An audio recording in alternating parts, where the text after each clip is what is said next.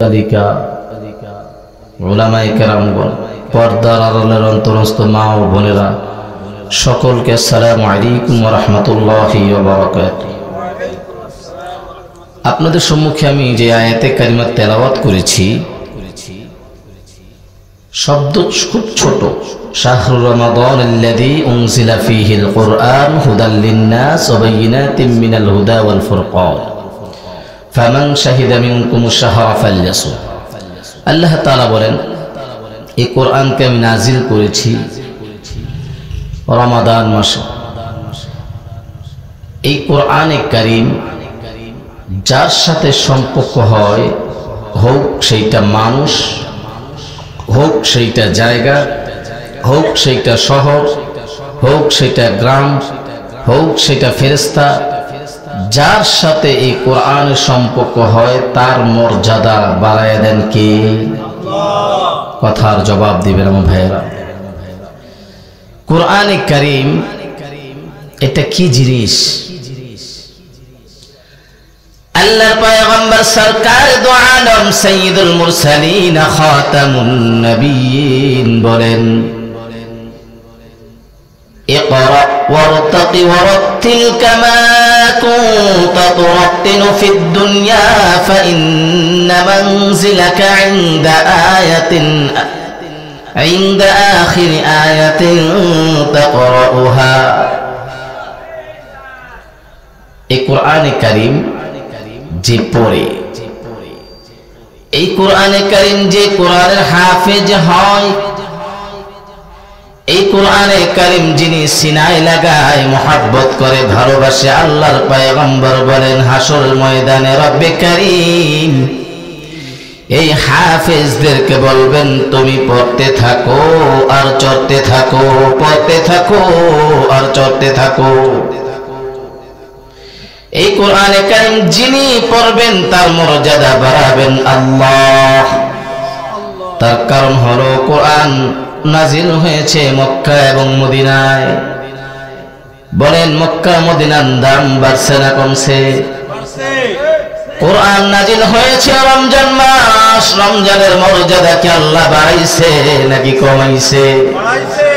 কোরআনের হাফেজ যখন কোরআনের কে ভালোবাসবে, কোরআনকে মানবে, কোরআনের কথা মতো নিজের জীবনকে পরিচালনা করবে, আল্লাহর পয়গম্বর সরকার দু আলম সাইয়্যিদুল মুরসালিন খাতামুন নবিয়্যিন তিনি বলেন, ইয়া আবা হুরায়রা তাতাআল্লামিল কুরআন ওয়াআল্লিমুন নাস ওয়া লা তাযালু কাযালিকা হাত্তা ইয়াতিয়াকাল মাউত فإن أتاك الموت وأنت زارت كذلك زارت الملائكة قبر البيت العتيق। رسول বলেন, আবু হুরায়রা তুমি যতদিন পৃথিবীর বুকে বেঁচে থাকবে তুমি এই কোরআনকে পড়বে এবং পড়াবে, কোরআন তুমি শিখবে এবং অন্যকে শিখাবে।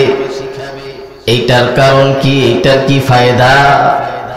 আবু হুরায়রা তুমি যদি এই কোরআনকে শিখতে থাকো এবং শিখাইতে থাকো, আল্লাহ তাআলা যখন তোমাকে মৃত্যু যদি চলে আসে এই অবস্থায়, রব্বে কারীম এই মৃত্যুকে সাধারণ মৃত্যু বলবে না। এই মৃত্যু এত সুন্দর মৃত্যু হবে যখন তুমি কোরআন শেখানো অবস্থায় পৃথিবী থেকে চলে যাবে, আমার মালিক ফেরেশতাদেরকে তোমার কবর জিয়ারতের জন্য আল্লাহ পাঠাইয়া দিবে। শুধু তাই না, দুনিয়ার জমিন আমি আল্লাহ এমন ভাবে সাজাইছি একমাত্র এই কোরআনের বরকতে। এই কোরআন যিনি পড়বে তার মর্যাদা আমি আল্লাহ বাড়াইয়া দেই। এই কোরআন যিনি সিনায় লাগায়, এই কোরআনের বরকতে আমি আল্লাহ তাকে এত সম্মান দেই, এত সম্মান দেই, সেই সম্মান পৃথিবীর কোনো মানুষ কাউকে দিতে পারে না, পারে না, পারে না।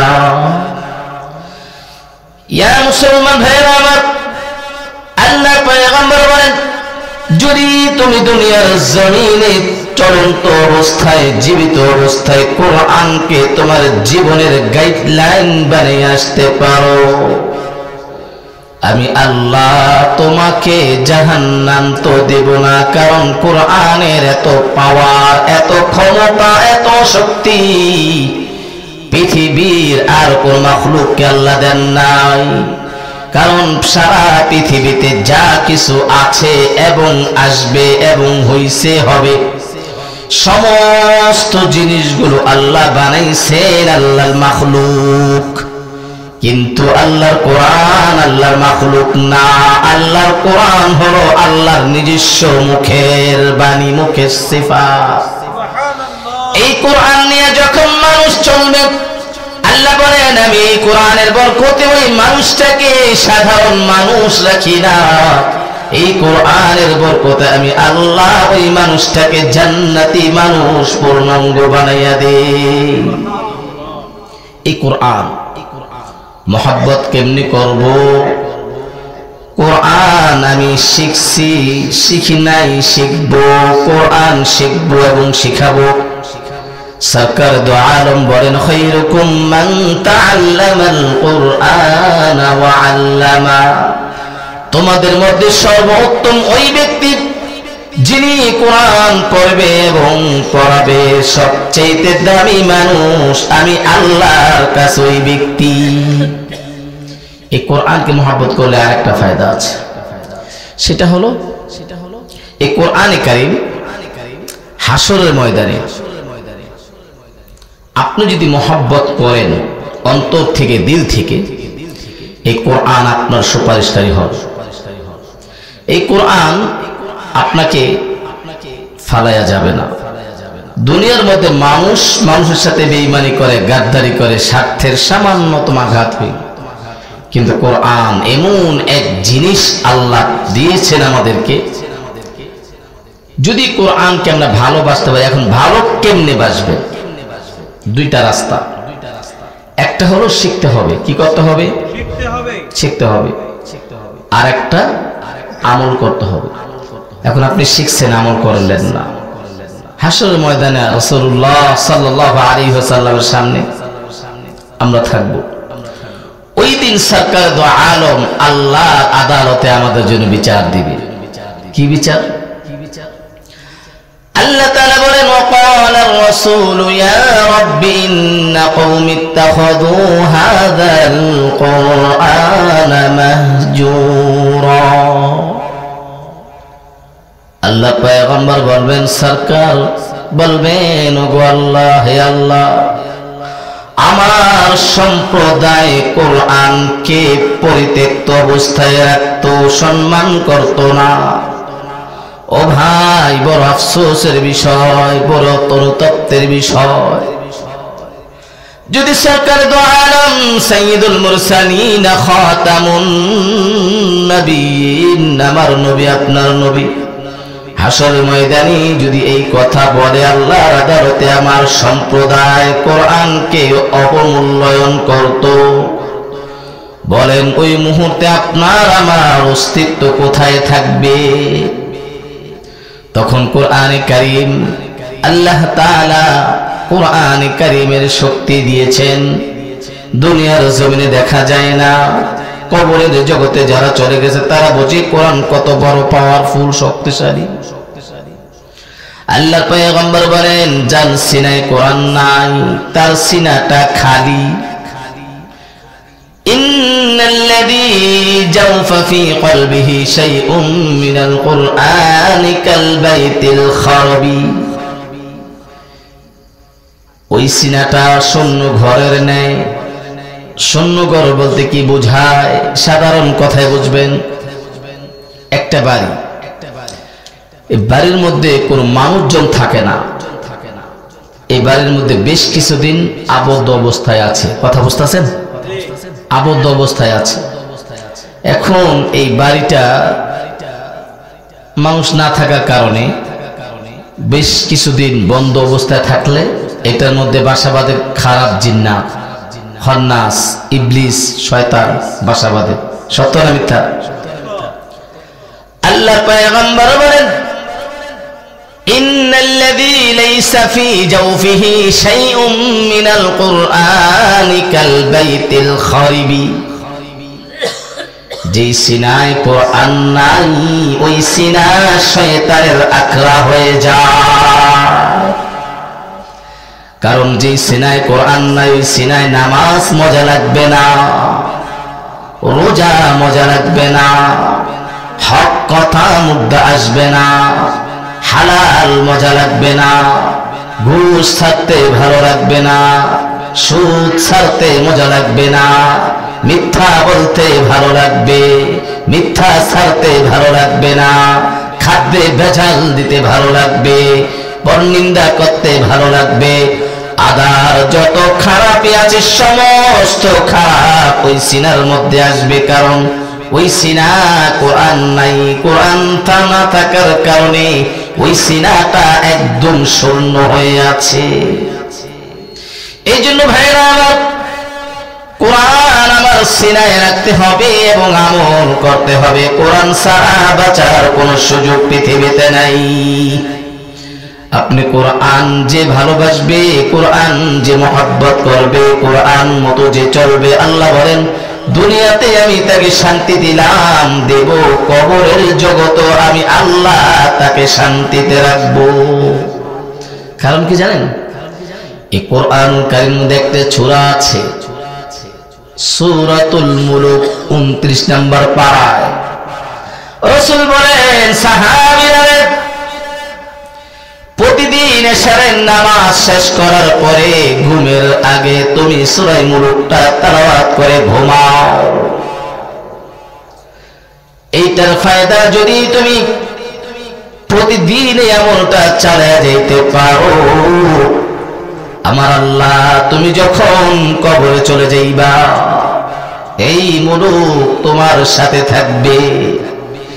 ডাইনে মাটি, বামে মাটি, পিছনে মাটি, সামনে মাটি, উপরে বাঁশের ছানি, যেখানে তোমার কোনো বন্ধু থাকবে না, যেখানে কোনো বন্ধু থাকবে না, ভাই থাকবে না, গার্ডিয়ান বলতে কেউ থাকবে না, একমাত্র আল্লাহর কোরআন সূরা মুলুক তোমাকে একজন শক্তিশালী যুবকের মতো তোমার মাথার ডান পাশে দাঁড়ায়া থাকবে। শুধু তাই না, এই সূরা মুলুকের এত পাওয়ার, এত ক্ষমতা তোমার রব দিবে। এই সূরার বরকতে যখন তুমি কবরে চলে যাবে, তোমাকে বাম দিক থেকে যখন আক্রমণ করবে সূরা মুলুক দাঁড়াবে, যখন তোমাকে ডাইন দিক থেকে আক্রমণ করবে এই সূরা তোমাকে দ্বারা পার করাবে, যখন তোমার সামনে আসবে তখন এই সূরা তোমার সামনে যাবে, যখন পিছনে আসবে পিছনে ওই সূরা দাঁড়াবে আর বলবে আমাকে চিনোসনি, আমি কে? আমি আল্লাহর কোরআনের একটা সূরা, আমার নাম সূরা মুলুক। আমাকে দুনিয়ার জমিনে, আমি দুনিয়ার জমিনে থাকা অবস্থায় এই বান্দা আমাকে ভরে নাই, আমাকে সিনায় রাখছে, জবানে রাখছে। আজকে তিনি পৃথিবী থেকে চলে আসছে, আমি সূরা মুলুক আমি তার সঙ্গ ছাড়বো না যে পর্যন্ত রব্বে কারীম, যে রব জমরবের মুখের সিফাত আমি, সেই রব যতক্ষণ পর্যন্ত এই বান্দার জান্নাতের ফয়সালা না করবে ওই পর্যন্ত এই বান্দার সাথে আমি সূরা মুলুক থাকবো, তোমরা আসতে পারবে না। হে মুসলমান ভাইরা আমার, আজ থেকে 1450 বা 1500 বছর আগে সরকার দো আলম এই সূরার বর্ণনা করে গিয়েছেন। ও ভাই, আমি আপনি কোরআন পড়তে জানি না, লজ্জাজনক বিষয়। আমার মেয়ে কোরআন পড়তে জানে না, আমার ছেলে কোরআন পড়তে জানে না, আমি মুসলমান, লজ্জা লাগে, লজ্জা লাগে। কেন জানে না? আমার সন্তান কোরআন পড়বে, আমি শুনবো। আমার সন্তান কোরআন পড়তে পারে না, আমি সন্তানকে একটু ধমক দেই না। সন্তানকে গান শেখানোর জন্য মাসে 2 দিন মাস্টারে গান শেখায়। এই সন্তানকে 2 দিন গান শেখানোর কারণে মাস শেষে গানের মাস্টারকে 5000 টাকা বেতন দিতে আমার একটু কষ্ট হয় না। কিন্তু কোরআনে কারীম সহিভাবে একজন আলেমের কাছে পড়বে, এইটা আমি চিন্তাও করি না। সন্তান স্কুলে না গেলে মা বরদাস্ত করতে পারে না, সন্তান স্কুলে না গেলে বাবা বরদাস্ত করতে পারে না, সন্তান কোরআন পড়তে পারে না, মা বাবা একটু ভ্রুক্ষেপ করে না। কিন্তু মুসলমান ভাইরা আমার, একদিন যদি সন্তান স্কুলে না যায় মা বাবা প্রেসার হয়ে যায়, একদিন যদি সন্তান মাদ্রাসায় না যায় মা বাবা কিচ্ছু বলে না। কারণ এই কোরআনের বরকত, কোরআনের মজা, কোরআনের আজমত ওই বাবা মার সিনা নাই বিধায় এটা কয় ও মুসলমান তুমি সাবধান সাবধান হয়ে যাও। যদি তোমার মধ্যে এই খাসলত থাকে, আমার নবী বলে এই কোরআন এক জাতিকে সম্মানজনক বানাইছে আর এক জাতিকে অপমান করেছে। একটাই কারণ, কোরআনের মর্যাদা দিতে জানে না, একটাই কারণ, কোরআনের সম্মান দিতে জানে নাই।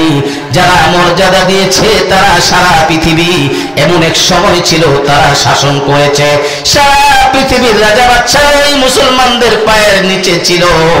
যখন তারা কোরআনকে ছেড়ে দিয়েছে, সারা দুনিয়ার ইহুদি খ্রিস্টান বৌদ্ধ নাসারারা আবার মাথা চাড়া দিয়া মুসলমানদের মাথার উপরে দাঁড়ায়। হে মুসলমান, সাবধান সাবধান হয়ে যাও। আল্লাহর কোরআন যদি তুমি ছেড়ে দাও তাহলে তুমি উভয় কাল সব কিছুই তুমি বরবাদ হয়ে যাবে। এই কোরআন থেকে সরার কোন সুযোগ আছে? আছে। সামনে রমাদান মাস, আল্লাহ পয়গম্বর বলেন রমজান মাসে একটা হরফ যদি কেউ পড়ে, কম পক্ষে রমজান ছাড়া পড়লে কমপক্ষে একটা নেকি 10টা নেকির সমতুল্য। সরকার দো আলম বলেন রমাদান মাসে যদি কেউ এই কোরআনকে পড়ে 1/70। আমরা তো দুনিয়ার লাভটা খুব সুন্দর করে দেখি, যে মালটা ক্রয় করলে 10 টাকা দিয়া ক্রয় করব, 50 টাকা বিক্রি করা যাবে, ব্যবসায়ী ভাইরা পাগল পারা হয়ে যায়। মালকে স্টে করার জন্য বাড়ির জমি বেচে, বউয়ের কানেটা বেচে, গলার হার বেচে। বউ কয় তুমি কেন আমার পছন্দের জিনিস নিবা? আরে বলো বুঝোস না, মালটা ভালো পাইছি, এই মালটা কিনতে হবে, যদি কিনতে পারি অনেকগুলো লাভবান হতে পারবো। ও কপাল পোড়া মুসলমান, তুমি কি বোঝো না? দুনিয়ার জমিন খের কুড়ার দুনিয়া, সামান্য কয়েকদিনের জন্য আসছো, এখানে তুমি থাকতে পারবে না, ক্ষণস্থায়ী থাকতে পারবে না, থাকা যাবে? কেউ পারে নাই আর পারবেও না। স্বামী লাভ বেশি হবে এই আশায় নাবালক শিশু মেয়ের কানের জিনিস নিয়ে পর্যন্ত বিক্রি কইরা ব্যবসায় চালান খাটাইছে, ব্যবসা লাভের জন্য। কিন্তু মুসলমান, তুমি দুনিয়ার লাভটা দেখলা, সামনে রমজান আগত, রমজানে একটা হরফ যদি তুমি পড়ো গো, অর্থ বোঝো আর না বোঝো, যদি তোমার পড়াটা শুদ্ধ হয়, যদি তোমার পড়াটা সহি হয়, যদি তোমার পড়াটা সিফাত অনুযায়ী হয়, আল্লাহ পয়গম্বর বলেন আলিফ লাম মিম হারফুন ওয়ালাকিন আলিফুন হারফুন ওয়ালাকিন হারফুন ওয়ালা উমিমুন। যদি তুমি একটা হরফ পড়ো, এক হরফে কমপক্ষে 10। আমি বলছি না, আল্লাহর পয়গম্বর বলেন, আমি বলছি না, 1-10টা, এবং কি একটা হরফ যেমন আলিফ লাম মিম 3টা মিলে একটা হরফ না। আলিফ একটা হরফ, লাম একটা হরফ, মিম একটা হরফ, 3টা হরফ মিলাইলে যখন আলিফ লাম মিম 3টা শব্দ একত্রিত করলে একটা শব্দ হয়।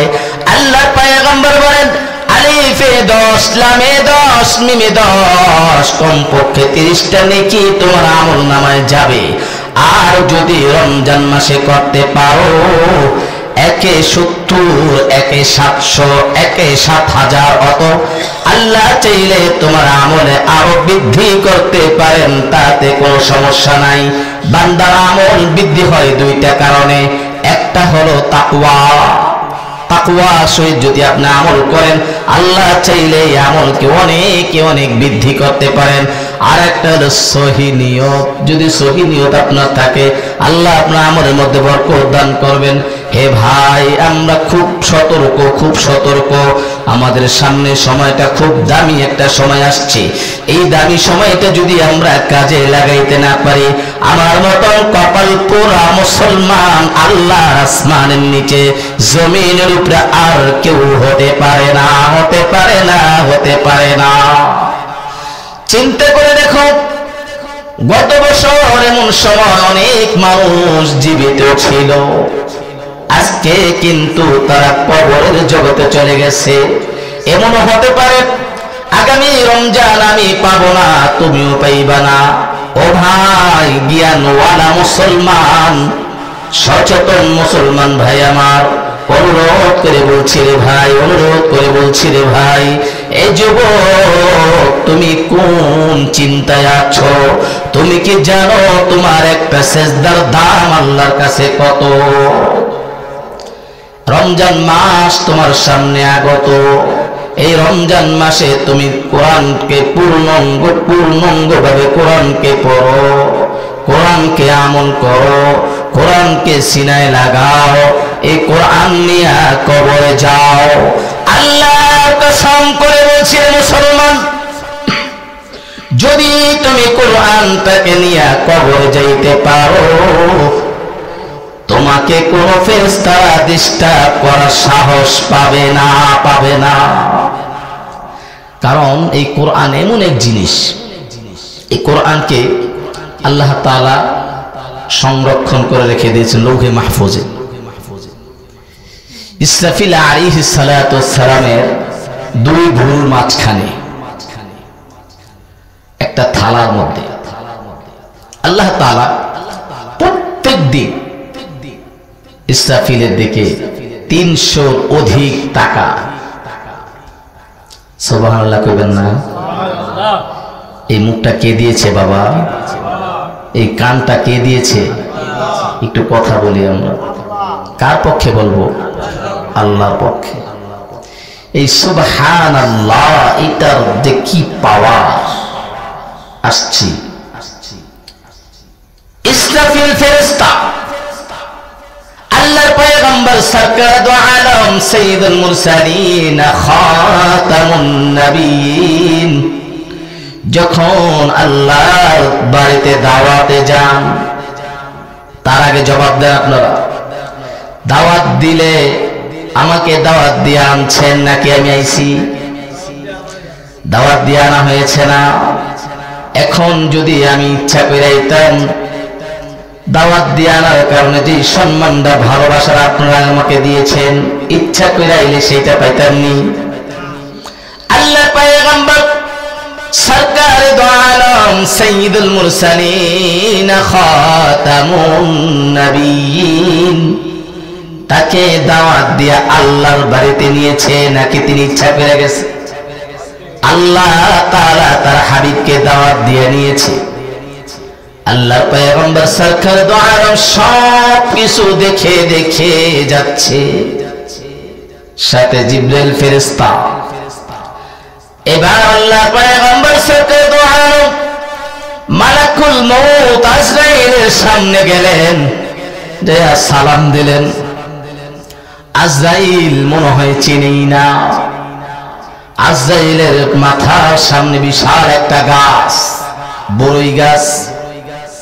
এক একটা বড়ই বিশাল, এক একটা বড়ইর পাতা হাতির কানের চাইতে বড়। এক একটা বড়ই অনেক বড়, এক একটা বড়র বিচি। মটকা চিনেন নি আপনারা? মটকা ধান রাখে যে, মটকার মতো। সরকার দু আলম সাইয়্যিদুল মুরসালিন আল্লাহর পয়গম্বর আজরাইলকে সালাম দিলেন। আজরাইল এই যে মাথা নত কইরা লেখতাছে, একবার খাতার দিকে তাকায়, ভলিউম খাতা সামনে, একবার খাতার দিকে তাকায়, আবার ওই গাছের দিকে তাকায়। গাছের মধ্যে সমস্ত আদম সন্তানের নাম লেখা, নাম ঠিকানা সহ। আজরাইল এমন মনোযোগ সহকারে লেখছে, আল্লাহর পয়গম্বর সালাম দিছে, আজরাইল মনে হয় চিনি না দেখি না। আল্লাহর পয়গম্বর আজরাইলকে সালাম দিলেন, আজরাইল কেন জানি মাথা উঠাইলেন, দাঁড়াইয়া দেখেন আজরাইল, আল্লাহর পয়গম্বর আজরাইলের সামনে। দেখে আজরাইল সাথে সাথে দাঁড়ায় গেলেন, বললেন মারহাবা ইয়া মুহাম্মদ সাল্লাল্লাহু আলাইহি ওয়াসাল্লাম, আপনার মেরাজ আপনার উম্মতের জন্য শুভ হোক, দোয়া করলেন তিনি। এবার একটু ঘুরা সামনে যেয়ে দেখেন ইসরাফিল ফেরেশতা সিংহা ফুনিয়ে দাঁড়ায় আছে। ইসরাফিল এত মনোযোগ সহকারে দাঁড়িয়ে আছে, ইসরাফিল সিংহায় ফুনিয়ে দাঁড়ায় আছে, সিংহা মুখে লাগানো। আল্লাহর পয়গম্বর সালাম দিলেন, ইসরাফিল মাতে না, মনে হয় চিনি না। ইসরাফিল তাকায় না। হঠাৎ করে আল্লাহর পয়গম্বর, ইসরাফিল মনে রাখো আমি আসি নাই, আমাকে আল্লাহ তার বাড়িতে দাওয়াত করে আনছে। ও ইসরাফিল, আমাকে এখানে এনে আল্লাহ কিয়ামত ঘটাবে না, কিয়ামত ঘটাবে না।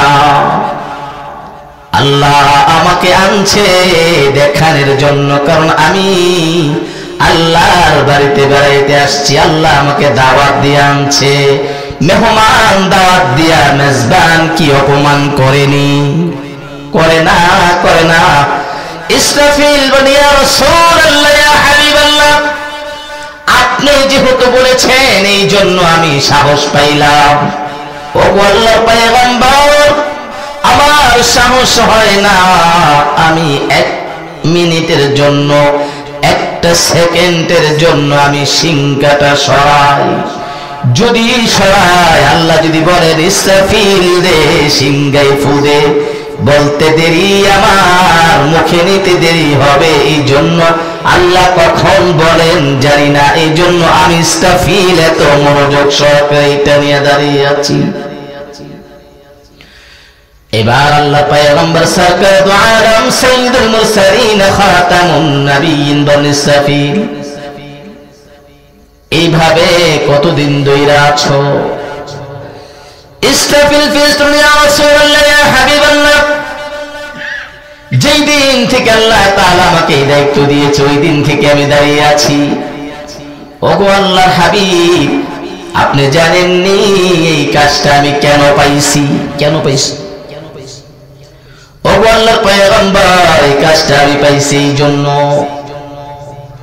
যখন আল্লাহ তাআলা বলছে আদমকে সিজদা করো, আমি চেষ্টা করছিলাম সবার আগে সিজদা করার, কিন্তু আমি হয়েছি তৃতীয় নাম্বার। এক নাম্বার যিনি হয়েছেন তিনি হলেন জিবরাইল। আল্লাহর হুকুম এত দ্রুত তারা মানছে, মানার কারণেই আল্লাহ জিবরাইলকে এত সম্মান দিয়েছেন। যে কোরআন জিবরাইলের মাধ্যমে আল্লাহর পয়গম্বরের কাছে আসছে, এই কোরআন যার কাছে দেওয়া হয় তাকে সম্মান দেওয়া হয় পূর্ণাঙ্গভাবে। আল্লাহ বলেন আল কোরআন আহাব্বু ইলাল্লাহি মিনাস সামাওয়াতি ওয়াল আরদি ওয়া মান ফিহিন, আসমান জমিন উভয়ের মাঝে যা কিছু আমি আল্লাহ বানাইছি সবচাইতে আমার কাছে আমার কোরআন সবচাইতে দামি। ইসরাফিল ফেরেশতা বলেন, ইয়া রাসূলুল্লাহ, ইয়া হাবিবাল্লাহ, আমি তৃতীয় নাম্বার হয়েছি, এই জন্য আল্লাহ তাআলার বড় অশেষ রহমত আমার উপরে। আল্লাহর পয়গম্বর বলেন কিভাবে? ওগো আল্লাহর পয়গম্বর, আমি যখন এই সিংহায় ফুনিয়ে আছি, আল্লাহ তাআলা প্রতিদিন আমার দিকে এইভাবে 313 বারের ঊর্ধ্বে 300 বারের উপর আমার দিকে তাকায়। আল্লাহ রহমতের নজর আমার উপরে 300 বার অধিক দৈনিক পড়ে। এই জন্য আমি এত আনন্দিত, এত আনন্দিত। একমাত্র আমি আল্লাহর কাছে এর শুকরিয়া কিয়ামত পর্যন্ত আদায় করতে পারি নাই, আর পারবেও না। যেখানে সরকার দো আলম সাইয়্যিদুল মুরসালিন খাতামুন নবিয়্যিন ইসরাফিলকে সালাম দিলেন, সেই সালামটা তিনি নেওয়ার জন্য অতটা ভয় পায়। ভয় কার জন্য? আল্লাহর জন্য। যদি একটু ভুল হয়ে যায়, যদি আল্লাহ বলে ফেলে ইসরাফিল সিংহে ফু দাও, দেরি হয়ে যাবে। এই জন্য আমি আপনি আমরা, এই কথা বলার উদ্দেশ্য হলো আমি আপনি আমরা আল্লাহর হুকুম ফেরেশতারা কিভাবে পালন করতেছে দেখেন, আর আমি আপনি আমরা আল্লাহর হুকুমকে বরদাস্ত করি না। আল্লাহ বলেন সুদ খাইও না, আমি বেশি কইরা সুদের সাথে জড়িত হয়ে যায়। আল্লাহ বলেন বান্দারে নামাজ কাজা করিস না, আমি ইচ্ছা কইরা ফজরের সময় কম্বলটা মুখে দিয়া আরাম কইরা ঘুমাই। আল্লাহ বলে বান্দারে মিথ্যা কথা কইস না, আমি ইচ্ছা কইরা মিথ্যা কথা বলি। আল্লাহ বলেন বান্দারে মা বাবার মনে কষ্ট দিস না, এমন কোনদিন নাই মাকে বকা না দি বাবাকে বকা না দিয়া আমি ভাত খাই না। আল্লাহ যা বলে প্রত্যেকটাই উল্টা রিপিট করি আমি। এই জন্য ভাইয়েরা সব কিছু সমাধান হয়ে যাবে। একটাই ভিটামিন সি যদি খাওয়াইতে পারেন বাচ্চাদেরকে, সন্তানদেরকে, কি? আল কোরআন। কি? আল কোরআন সিনাই যদি ঢুকাইতে পারেন, যদি কোরআনটাকে সিনাই ঢুকাইতে পারেন শিশু অবস্থায়, আল্লাহর কসম করে বলছি আপনার সন্তান কোরআনের আলো যদি একবার অন্তর ঢুকে যায়, ছেলে যদি বড় হওয়ার পর ব্যারিস্টার হয়, মাস্টার্স হয়, ডাক্তার হয়, ইঞ্জিনিয়ার হয়, কোনো সমস্যা নাই, কিন্তু মুশরিক হবে না, বেদিন হবে না, বেঈমান হবে না, বেঈমানদের সাথে আপোষ করবে না, কারণ তার মধ্যে কোরআনের নূর আল্লাহ শুরু থেকে দিয়েছে। কোরআনের নূরটা দেওয়ার কারণে আল্লাহ পাক তাকে ওই ধরনের বাজে কোনো কাজে তাকে আল্লাহ যাইতে দিবে না। আল্লাহ যদি আমাকে আপনাকে সেভ করে, পৃথিবীর কোনো ক্ষমতা আছে আমাকে ক্ষতি করা? আল্লাহ যদি আমাদেরকে সেভ করে, ভালোবাসে, পৃথিবীর কোন মানুষ আছে আমাদেরকে ক্ষতি করা পারবে? পারবে না। এই জন্য ভাইয়েরা আমার, আমাদের সামনে একটা সময়, খুব সুন্দর একটা সময়, এই কোরআনটাকে যদি আমরা, যেহেতু মাদ্রাসা আমাদের কাছে, যারা কোরআন পড়তে জানি না এমন কে কজন আছে একটু কষ্ট করে, লজ্জা পাবেন না। দোলনা থেকে মৃত্যু পর্যন্ত শিক্ষার কোনো শেষ আছে? কেউ কষ্ট নেবে না বাবাজি আমার, ভাইয়েরা আমার। কোরআন পড়তে পারেন না কে কি? একটু হাত উঠান তো, হাত নামান। পারেন না? একটা কাজ করবেন, কোরআনের ছাত্র হইতে কষ্ট আছে, কোরআনের ছাত্র হয়ে যান। আপনি একটা হরফ শিখেন। মানুষ চেষ্টা করলে এমন কোনো কাজ নাই যে পারে না। এই কোরআনটাকে নিজের সিনায় রাখেন। তাহলে ছোট্ট একটা ঘটনা বলছি, শোনেন। ইমাম শাফিঈ নাম শুনছেন আপনারা? ইমাম শাফিঈ রাহমাতুল্লাহ আলাইহি, তার জামানায় একজন লোক, তার কোন সন্তান হয় না। ইমাম শাফিঈ হঠাৎ করে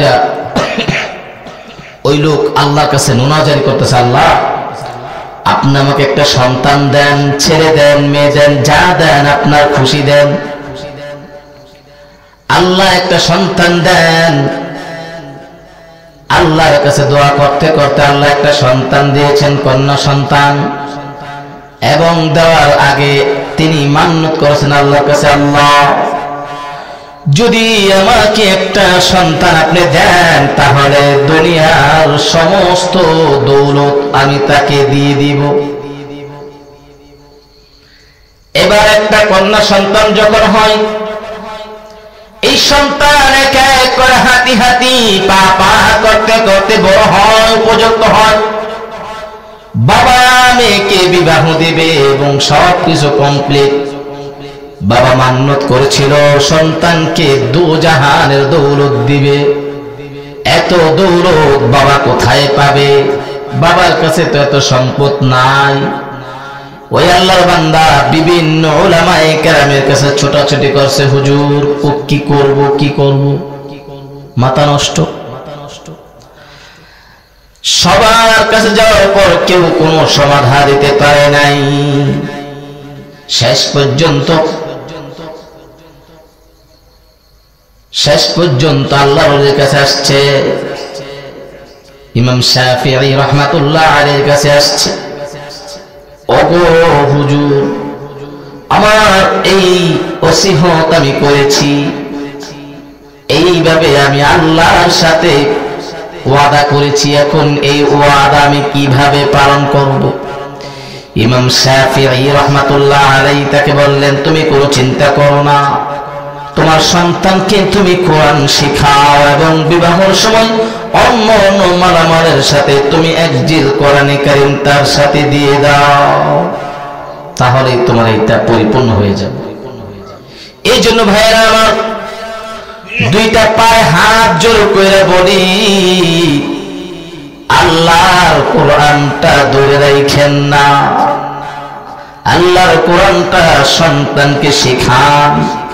যখন আপনি মারা যাবেন, সন্তান আপনার কবরের সামনে যায় দাঁড়াইয়া সূরা ফাতিহা একবার যদি পড়তে পারে, কুল হুয়াল্লাহ যদি 3 বার পড়তে পারে, ও গো মুসলমান, আল্লাহর কসম করে বলি, যদি তোমার কবরটা আল্লাহ জাহান্নামের আগুন দিয়া ভরপুর করে রাখে, তোমার সন্তান কবরের সামনে দাঁড়ানোর সাথে সাথে আমার মালিক কোরআনের বরকতে ওই আযাব মাফ করে দিবে। চান না? চাননি আমার সন্তান আমার কবরের সামনে দাঁড়াক?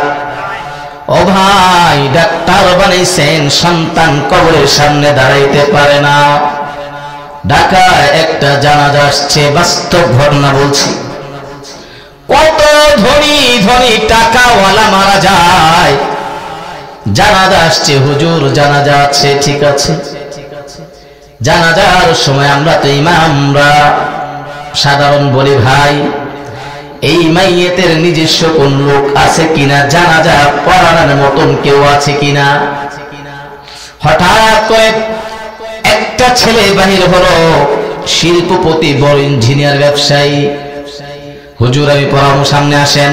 আসছে, বলছি পড়েন, জানাজা পড়ান। আমি পিছে মুক্তারি হয়ে দাঁড়াই। আল্লাহ বান্দা তাই পড়া, পড়া। জানাজা পড়ানোর সময় জুতা খুলতে হয়, তাও আল্লাহর বান্দা জানে না জানাজা পড়াবে। এবার তাকে মাইক দিলাম, সে কাঁদতে শুরু করলো। কি হলো ভাই, তুমি কাঁপো কেন? হুজুর জানাজা এটা কি দোয়া জানি পড়ে, হুজুর জানাজা জানি কি দোয়াটা পড়ে। ও ভাই, আমি বলতে চাই, দোষটা কি তার নাকি তার গার্ডিয়ানের? এই জন্য ভাইয়েরা আমার, অনুরোধ করি বলি, সন্তান আল্লাহ দিয়েছে, আল্লাহর মাল আল্লাহ দিয়েছে, এই সন্তান যেন পথভ্রষ্ট না হয়। এই সন্তান যদি আপনি আপনার কণ্ঠে রাখতে চান, তাহলে আল্লাহর কোরআনটা তার সিনায় ঢুকান। এইটার বিকল্প পৃথিবীতে আর কোন ঔষধ হতে পারে না। এবার মক্তবের একটা বাচ্চা আরিফ বাতা পড়ে, 1 বছর নুরানি পড়ছে। বাচ্চাকে ডাকতে জিজ্ঞেস করা হয়, এ বাবা জানাজার দোয়াটা কি তুমি বলো? অনর্গল করে বলে ফলে, আল্লাহুম্মা গফির লিহাইয়িনা ওয়া মাইয়িতিনা ওয়া শাহিদিনা ওয়া গায়িবিনা ওয়া সাগীরিনা ওয়া কাবীরিনা ওয়া যাকারিনা ওয়া উনসানা, আল্লাহুম্মা মান আহইয়াইতাহু মিন্না ফাআহইহি আলাল ইসলাম ওয়া মান তাওয়াফাইতাহু মিন্না ফাতাওয়াফাহু আলাল ঈমান। এজন্য ভাই, সন্তান আল্লাহ দিয়েছে, আল্লাহর মাল আল্লাহ দিয়েছে। এই সন্তানকে কোরআন শরীফ শিক্ষা দেওয়া ফরজ। এটা দেওয়া কি ভাই? সাধারণ ফরজ না, ফরজে আইন। ফরজে আইন কাকে বলে? বাধ্য করতেই হবে। যদি মুসলমান দাবি করে তাহলে সন্তানকে কোরআন শুদ্ধ করে শেখানো ফরজে আইন। ফরজে কিফায়া কাকে বলে? আপনার মহল্লায় কোরআনে তাফসীর করার মতন একজন দুইজন থাকলে যথেষ্ট, কিন্তু কোরআন শরীফ শুদ্ধ করে পড়তে হবে নর নারী সবার জন্য ফরজে আইন। মুহাক্কিক বড় আলেম হওয়া সবার জন্য ফরজে আইন নয়, এটা ফরজে কিফায়া। যাই হোক, বলছিলাম আমাদের যাদের সন্তান আছে আজ থেকে আমরা ওয়াদা করব, এই যে আপনাদের বাড়ির সামনে মাদ্রাসা, এই মাদ্রাসায় আপনার মেয়ে, আপনার ছেলে যারা আছে এদেরকে দিবেন। এখানে কি শেখানো হয়? কোরআনে কারীম শিক্ষা দেওয়া হয়। একটা কথা মাথায় রাখবেন, অন্তত আপনি মারা যাওয়ার পরে যেন আপনার জানাজাটা আপনার সন্তান দিতে পারে। বোঝেন নাই? যদি আপনার জানাজা আপনার সন্তান দিতে পারে, রাসূল বলেছেন যখন কোন সন্তান মা বাবার জানাজা দেওয়ার জন্য মাঠে আসে, যখন সন্তান তাকবীর বলবে আল্লাহু আকবার বলার সাথে সাথে আমার মালিক বলে, ওই বাচ্চা যখন মার জানাজা বাবার জানাজা দেওয়ার জন্য সামনে আসলো, আমি আল্লাহ আর বরদাস্ত করতে পারি না যতক্ষণ পর্যন্ত ওই মা বাবাকে আমি জান্নাতের মধ্যে না ঢোকাই। স্পষ্ট হাদিস। এই জন্য আমরা আমাদের সন্তানগুলাকে দ্বীনি লাইনের মধ্যে পূর্ণাঙ্গ রাখবো ইনশাআল্লাহ। আমাদের সন্তানগুলাকে আমরা কোরআন সুন্নাহ পরিপূর্ণ শিক্ষা দেব ইনশাআল্লাহ। আমরা যারা কোরআন পড়তে পারি না, ও ভাই অনুরোধ করে বলে যাই কোরআনটাকে ছেড়ে দিয়েন না, কোরআনটাকে ছেড়ে দিয়েন না। এই কোরআন আপনার জন্য সুপারিশকারী হয়ে দাঁড়াবে। এই কোরআন আপনার জন্য কথা বলবে হাসরের ময়দানে। কারো সুপারিশ যদি আল্লাহ গ্রহণ নাও করে, কোরআনের সুপারিশ আল্লাহ 100% কবুল করবে। যখন আপনি কোরআন আপনার জন্য সুপারিশ করবে, আল্লাহ বলবে যে তার তো কোনো আমল নাই, তুমি তার জন্য কেমনে সুপারিশ করো? কোরআন বলবে আল্লাহ আমাকে অস্বীকার করো, তা না হলে এই বান্দাকে তুমি ক্ষমা করো। আপনার জবাব দেন আল্লাহ কি তার কালাম অস্বীকার করবে? না, অস্বীকার করার কোনো সুযোগ নাই। আল্লাহ কোরআনকে পূর্ণাঙ্গ ভাবে দিয়েছেন, এই কোরআনের কথাটাকে আল্লাহ পূর্ণাঙ্গ কবুল করে নেবেন এবং এই কোরআন আপনার জন্য সুপারিশ করবে। এই কোরআন আপনাকে জান্নাতে ঢোকানোর আগ পর্যন্ত তিনি আপনার সাথেই থাকবে। এই যে এত রাত পর্যন্ত আপনারা বসে আছেন কিসের জন্য? আল্লাহ কোরআনের মহব্বত, তাই না? আর তো কোনো কারণ নেই। এই জন্য আমরা একটা কথা মাথায় রাখবো, আমাদের দুইটা কাজ করা দরকার। একটা হলো নিয়ত করা। কি করা ভাই? যারা এখানে আছেন এই নিয়তটা পাক্কা করেন, আজ থেকে কোন মিথ্যা বলবো না। পারবেন ইনশাআল্লাহ? মিথ্যা বলতে পারবেন? মিথ্যা বলবেন? মিথ্যা থেকে ফারাক থাকবেন তো? আল্লাহ আমাদেরকে বোঝার আমল করার তৌফিক দান করুন। 2 নাম্বার, আমলটাকে সহি। আমল কি? সহি। ইন্নামাল আ'মালু বিন্নিয়াত। আপনি একটা কাজ করবেন, বিশাল অর্থের প্রয়োজন, আপনার নিয়তটা করছেন না, দরখাস্ত করে রাখবেন আল্লাহ আপনি আমাকে এই কাজটা করার মতন তৌফিক দিয়ে। যদি কাজটা হালাল হয়, এখন যদি আপনি সিনেমা করার জন্য নিয়ত করেন তাহলে গুনাহ হইব। ভালো একটা কাজ, জনকল্যাণমূলক একটা কাজ আপনি করলেন বা করতে পারলে করবেন, নিয়ত করেছেন, দরখাস্ত করবেন আল্লাহ আমি এই কাজটা করতে চাই, আপনি আমার জন্য কবুল করে নেন। দেখবেন আপনি নিয়তটা করার কারণে আর চেষ্টা যদি চালায় যান, অবশ্যই ওই কাজটা যত কঠিন হোক আল্লাহ এমন এক সময় আপনার নাগালে এটিকে পরিপূর্ণ করার মতন তৌফিক দান করবে।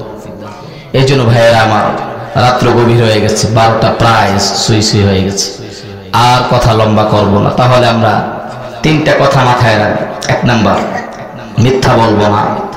2 নাম্বার, আমাদের সন্তানদেরকে আমরা কোরআনের শিক্ষায় পূর্ণাঙ্গ রাখবো। তিন নাম্বার, আমরা সর্বদাই নিয়তটাকে সহি রাখবো। আল্লাহ তাআলা আমাদেরকে কথাগুলো বোঝার আমল করার তৌফিক দান করুন। আমিন ওয়া আখির দাওয়ানা আনিল হামদুলিল্লাহি রাব্বিল আলামিন।